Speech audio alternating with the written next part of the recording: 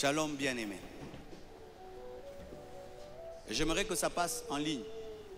Comme le combat est sur Internet, la réponse est sur Internet également.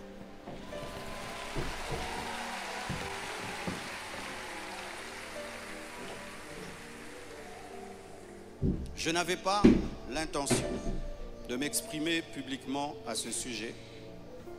Et voyant le plan manifeste de l'ennemi, de s'aimer la division et de tenter de déstabiliser la communauté CREFEM, j'ai été conduit à sortir de mon silence. Et cela se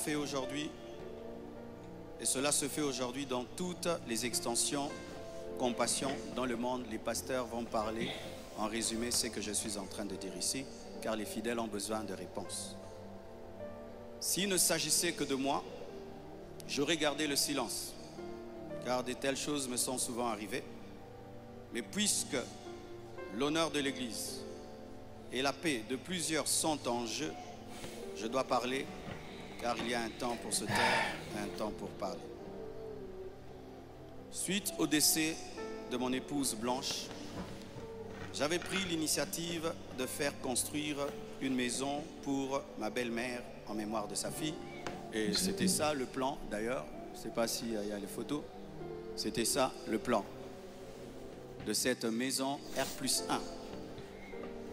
Par amour pour elle, par amour pour sa fille, en mémoire d'elle. Sur la parcelle, ma parcelle qui est à Bibois, 10 mètres sur 30 que j'allais lui donner. 10 mètres, 15 mètres sur 30. Ou 10 mètres sur 30, j'ai oublié.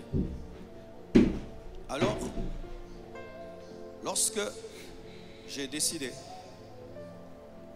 de le faire, le projet était déjà en cours avec son fils et un architecte, d'ailleurs celui qui est en train de nous construire ici.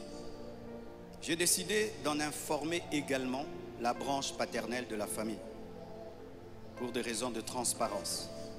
C'est alors que l'on m'a demandé de donner la même chose en espèces pour la famille paternelle. Ça veut dire l'argent que je vais dépenser pour construire cette maison pour la maman, que je donne aussi la même somme du côté du papa.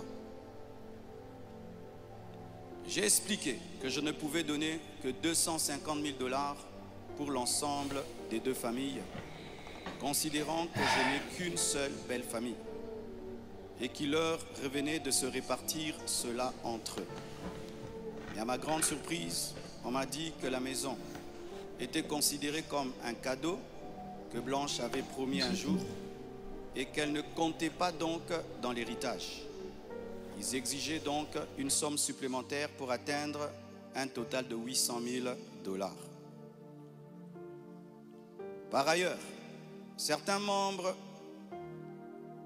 de leur famille ont contesté ma désignation légale comme liquidateur de mes propres biens, réclamant que ce rôle soit attribué à ma belle-mère.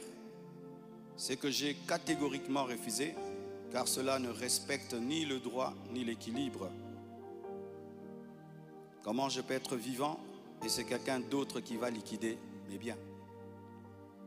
Ils m'ont également reproché d'avoir exprimé pendant le deuil ma volonté de ne plus me remarier, une déclaration faite sous le choc et la douleur, car lorsqu'on pleure, on dit des choses, en prétendant que j'avais menti parce que j'ai finalement choisi de reconstruire ma vie.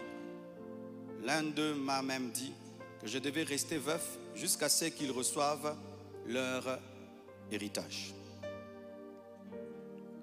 2 réunions ont eu lieu entre moi et une partie de ma belle famille. Malheureusement, aucun accord n'a pu être trouvé. Ils m'ont officiellement réclamé 800 000 $ au travers de mes avocats, tandis que j'avais proposé 250 000 $ à l'amiable, par amour, par respect et pour honorer la mémoire de Blanche.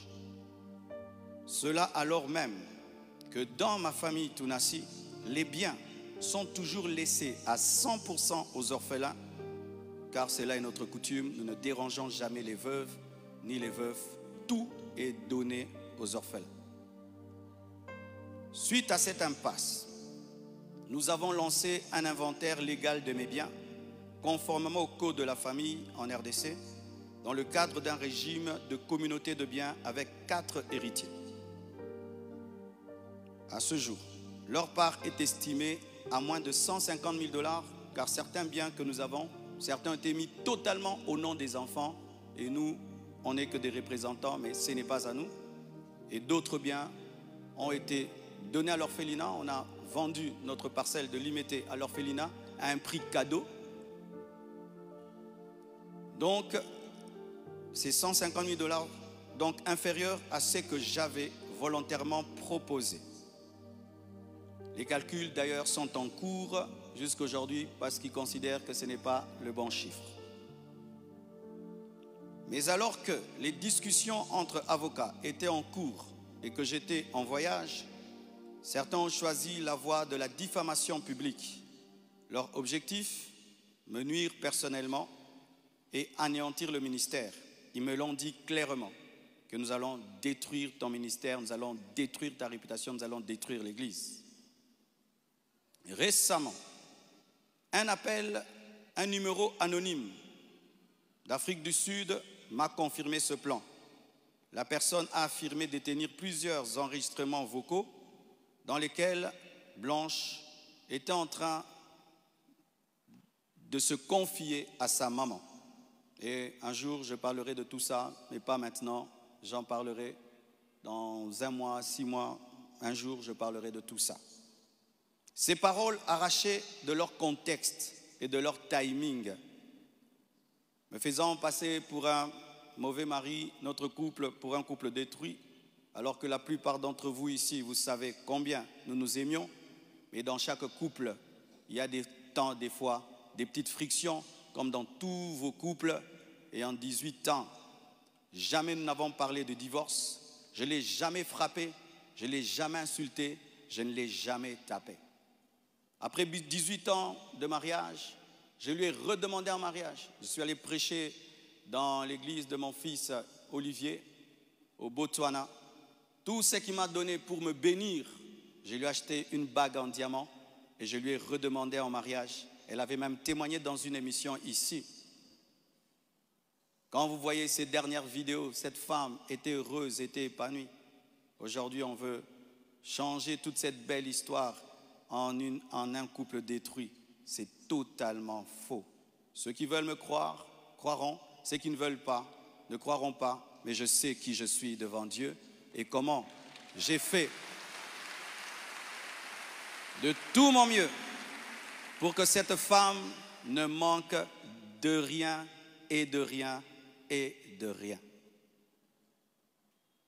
Je ne sais pas si un jour Oracle pourra m'appeler et je l'enregistrerai pour un jour sortir ces enregistrements. Des fois, je me pense être dans un film. Il m'a aussi été reproché faussement qu'Esther venait déjà à Kinshasa du vivant de Blanche, ce qui est faux. Vous pouvez aller à la DGM, c'est seulement le mercredi. Elle est venue quand? Mercredi qu'elle est venue. Et d'ailleurs, quand elle est arrivée à l'aéroport, la DGM devait l'amener parce que c'était sa première fois. Je l'ai rencontrée après le départ de Blanche au travers d'un ami.